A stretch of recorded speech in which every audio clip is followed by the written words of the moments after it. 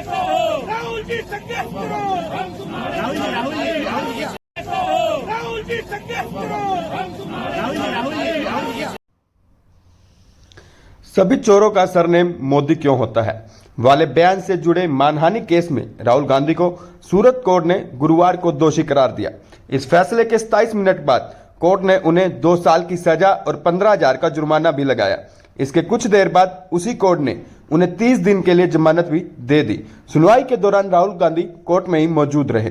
राहुल ने कोर्ट में अपना पक्ष भी रखा। उनके वकील के मुताबिक राहुल ने कहा कि बयान देते वक्त मेरी मंशा गलत नहीं थी, मैंने तो भ्रष्टाचार के खिलाफ आवाज उठाई थी। उधर कोर्ट के बाहर विधायक और याचिकाकर्ता पूर्णेश मोदी और उनके समर्थकों ने भारत माता की जय और जय श्री राम के नारे लगाए। इस मामले में राहुल गांधी पर पिछले 4 साल से मानहानि का मामला चल रहा था।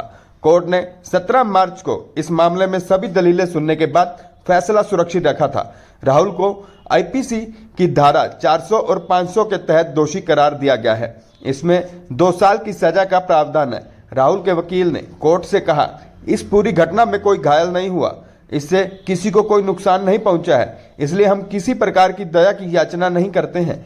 राहुल की सजा पर किसने क्या कुछ कहा और इस पर राजनीति अब पूरी तरह से तेज हो गई है। किरण रिजिजू ने कहा कि राहुल गांधी मानहानि केस पर कि मैं कुछ भी कहने से पहले ऑर्डर की कॉपी देखूंगा। राहुल गांधी जो कुछ भी बोलते हैं वह हमेशा कांग्रेस पार्टी और पूरे देश पर गलत असर डालता है। कांग्रेस के कुछ सांसदों ने मुझसे कहा है कि राहुल के रवैये से कांग्रेस को ही नुकसान हो रहा है। गुजरात बोलते हैं वो आजकल ऐसा हो गया कि उससे सिर्फ नुकसान ही होता है। उनका पार्टी के लिए नुकसान होता ही होता है, लेकिन सबके लिए, देश के लिए भी अच्छा नहीं है। कांग्रेस के ही कुछ एमपी और कांग्रेस के कुछ नेता मुझे बताया, आज भी बताया, कि राहुल गांधी का जो रवैया है उसके वजह से सब खराब हो गया। उनके पार्टी भी डूब रहा है और साथ साथ बाकी को भी नुकसान होता है। बीजेपी अध्यक्ष CR पाटिल ने कहा, राहुल कहीं भी कुछ भी बोल देते हैं। उन्होंने पूरे समाज को बदनाम किया है। इससे मोदी समाज में गुस्सा था, इसलिए आज कोर्ट ने भी उन्हें सजा दोषी करार दिया है। राहुल गांधी जो बकवास करते हैं वो बंद करें।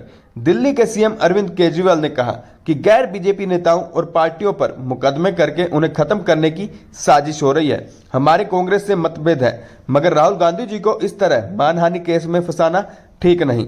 जनता और विपक्ष का काम है सवाल पूछना। हम अदालत का सम्मान करते हैं, पर इस निर्णय से असहमत हैं। छत्तीसगढ़ के मुख्यमंत्री भूपेश बघेल ने रायपुर में कहा कि मीडिया को भी दबाने की कोशिश की जा रही है, न्यायपालिका को प्रभावित कर रहे हैं और राजनीतिक दल के लोगों पर इस तर्क कर जाकर वे कार्रवाई कर रहे हैं। और हम यही चाहते हैं कि इसका हमको अंदाजा लग रहा था कि ये लोग जब बार बार बुलाना ये करना कर रहे थे तो उन्होंने तो उनको शिक्षा दी है, लेकिन हम बेल भी मिला है।